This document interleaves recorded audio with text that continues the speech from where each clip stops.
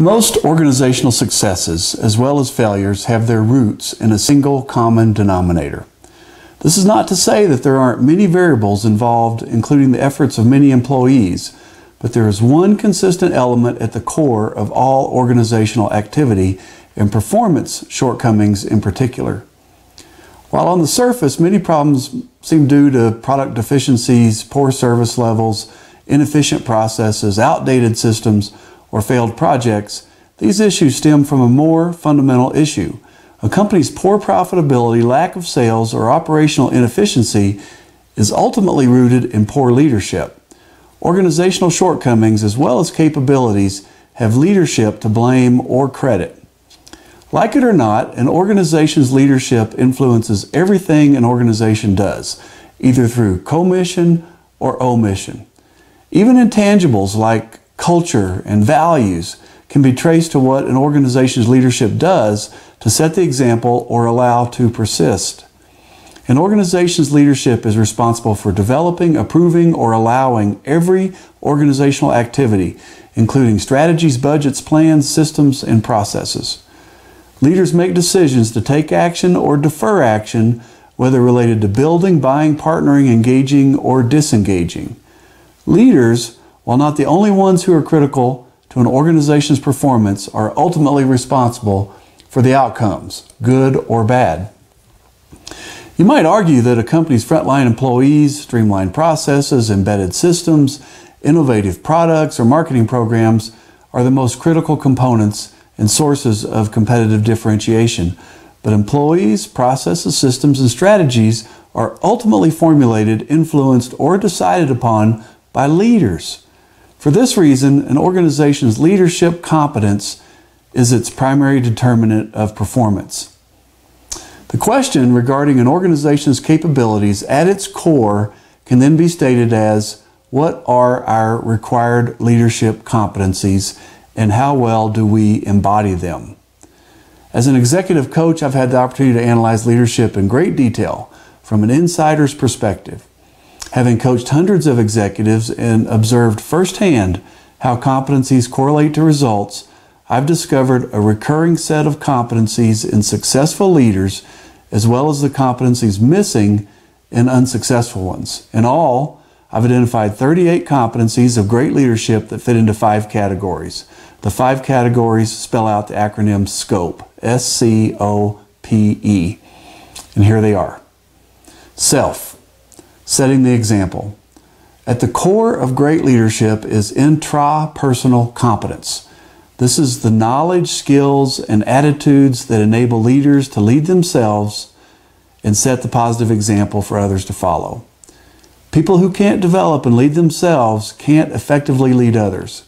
Competencies such as passion, self-awareness, integrity, mental fitness, courage, and confidence form the foundation of great leadership and the ability to gain other people's trust. Communications, inspiring performance.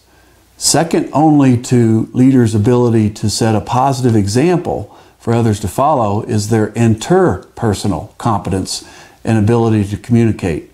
Communications is the vehicle through which leaders perform their work.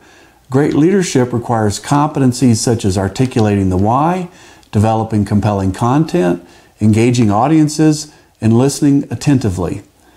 People can be competent in their knowledge, but if they can't communicate it well and inspire others to follow, their knowledge is of little value. Others, developing people.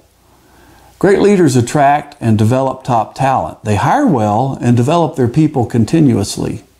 They have the competencies of attracting, selecting, coaching, enabling, encouraging, managing, and imparting ownership. They don't simply hire people and set objectives.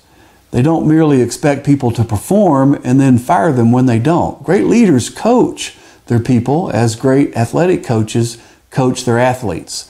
They help people leverage their capabilities and overcome their shortcomings. Partnerships, leveraging teamwork. Having a team of top-performing individuals is insufficient to reaching the highest levels of performance. Great leaders assimilate people into teams that offset each other's weaknesses and leverage each other's capabilities. They have the competencies of alignment, building community, managing conflict, and collaboration.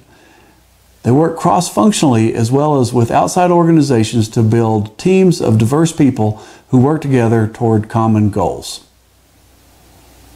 Execution, delivering excellence. Leadership is a means, not an end goal itself.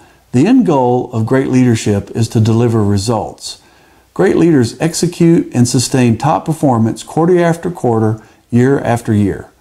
They have the competencies of focusing on value, enabling speed, fostering innovation, and making great decisions. They don't rely on organizational restructuring or other actions that merely cover up inherent operational issues. They build an organic capability that produces great results consistently. There are many competencies, 38 in all, that great leaders possess. One of the most important is the ability to coach people in their ongoing professional development. Studies find that ongoing employee development is more impactful to an organization's performance than hiring the right people to begin with.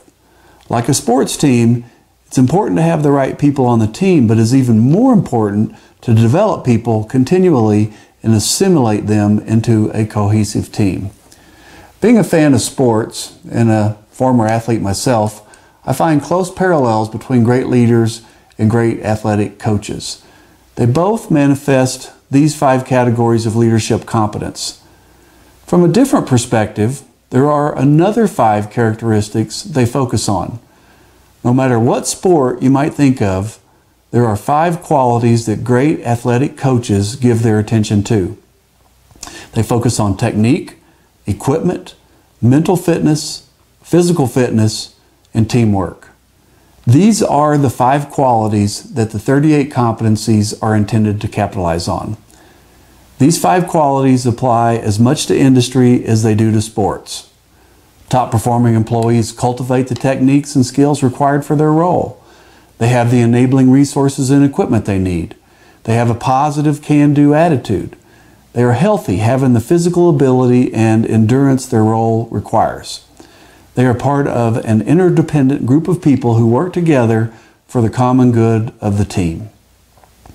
Enabling these 5 qualities through the 5 categories of leadership competence is the content of my Scope of Leadership 6-book series on coaching leaders to lead as coaches. Read Book 1 to learn the fundamentals of learning to lead. Read Book 2 to build the competencies of leading self and setting the example. Read Book 3 to discover the art of effective communications and inspiring others. Read Book 4 to learn how to coach and exhort people in their ongoing professional development. Read Book 5 to build high-performance teams and leverage the synergy of teamwork. And read Book 6 to put it all together and create a streamlined operation that delivers great results consistently.